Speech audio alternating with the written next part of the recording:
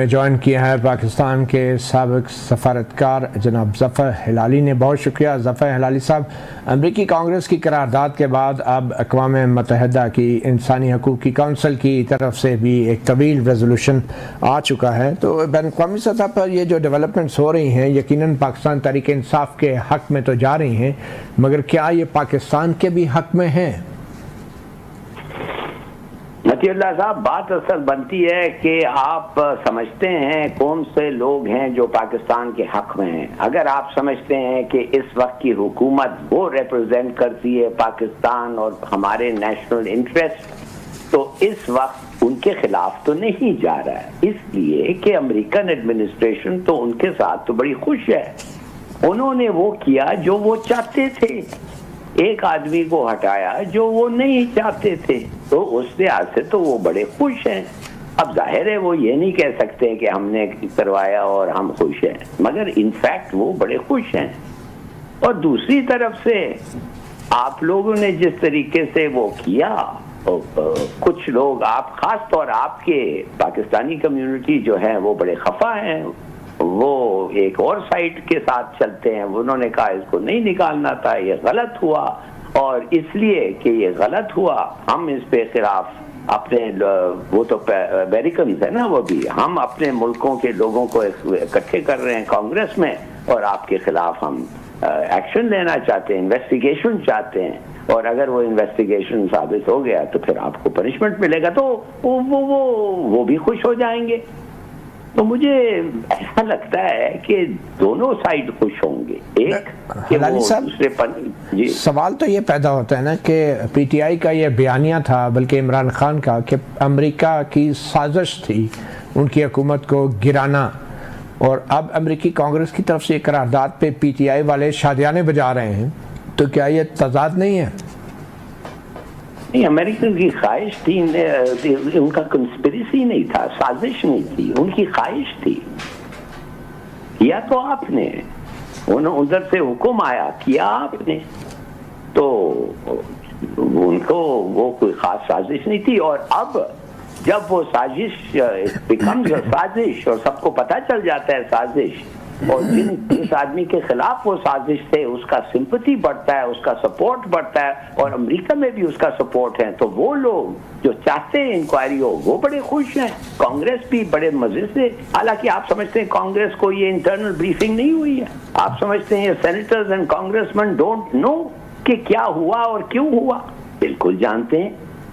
جیسے میں نے پاکستان کو، اب ہلالی صاحب پاکستان کو کیا کرنا چاہیے؟ اب دفتر خارجہ کا ایک بیان تو میرے سامنے ہے، میں مختصراً پڑھ دوں آپ کو بھی معلوم ہو کہ پاکستان ایک خود مختار ریاست ہے، اور یہ اعظم نذیر تارڑ ہیں وزیر قانون، ان کی طرف سے ایک بیان آیا ہے. یہ خاص طور پہ اقوام متحدہ کی انسانی حقوق کی جو کونسل کی طرف سے ایک طویل قرارداد آئی ہے، اس کے جواب میں وزیر قانون کہتے ہیں کہ پاکستان ایک خود مختار ریاست ہے جہاں عدالتوں کے ذریعے آئین اور مروجہ قوانین پہ عمل ہوتا ہے. بانی پی ٹی آئی کو ملکی آئین و قانون اور عالمی اصولوں کے مطابق تمام حقوق حاصل ہیں. وہ ایک سزا یافتہ قیدی کے طور پر جیل میں ہیں. کئی مقدمات میں بانی پی ٹی آئی کو ریلیف ملنا شفاف اور منصفانہ ٹرائل اور عدالتی نظام کا مظہر ہے. آئین، قانون اور عالمی اصولوں سے ماورا کوئی بھی مطالبہ امتیازی، جانبدارانہ اور عدل کے منافی کہلائے گا.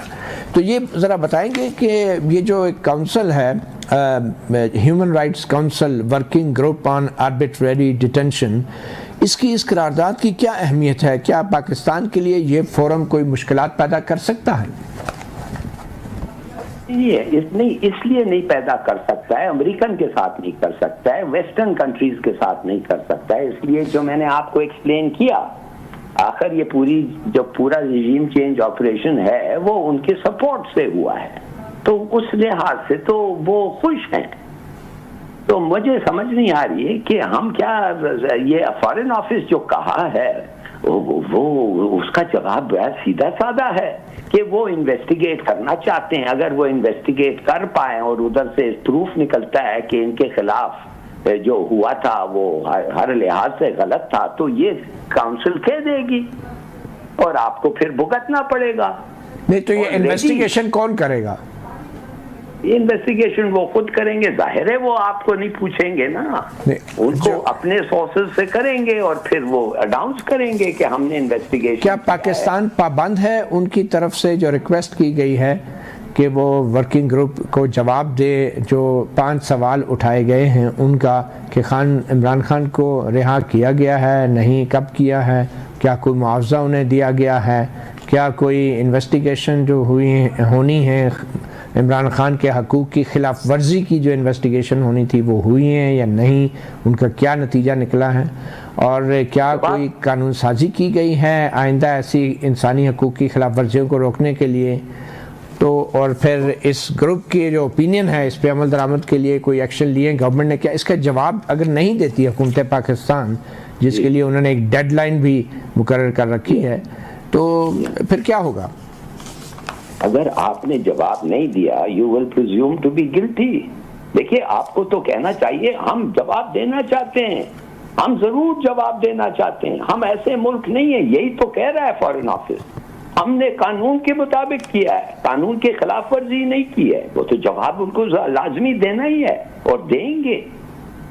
اس وقت معاملہ یہ نکلے گا کہ وہ کہیں گے کہ آپ کا جواب مناسب نہیں ہے، ہم نہیں مانتے آپ کا جواب. تو آپ کیا کہتے ہیں، کیونکہ پاکستان ایک بڑا ہی ذمہ دار ملک ہے، ایک ایٹمی ملک ہے، ایک جمہوری ملک ہے، تو جو اقوام متحدہ کے فورم کی یہ جو اب قرارداد آئی ہے اور اس سے پہلے امریکی کانگریس کی قرارداد تھی، تو اس پہ کیا پاکستان کو مبینہ جو الیکشن میں دھاندلی کے الزامات ہیں ان کی تحقیقات کے لیے فوری طور پہ کوئی کمیشن بنانا چاہیے؟ دیکھیے بات اصل یہ ہے کہ جیسے میں نے آپ کو پہلے کیا، بنا لیں کمیشن، آپ اس کمیشن کے ممبرز کون ہوں گے؟ ہمارے ہوں گے کہ ان کے ہوں گے؟ ہمارے ہوں گے نا. کتنے سارے ایسے کمیشن آپ کو آج تک 1971 کے الیکشن کے علاوہ، 70 کے الیکشن کے علاوہ کوئی اور الیکشن آپ نے سنا ہے جس میں دھاندلی کے ایکوزیشنز نہیں ہوئے؟ نہیں. کوئی کمیشن بنی ہے؟ نہیں. کوئی چینج آیا ہے؟ نہیں. امریکنوں کو بھی یہ پتا ہے.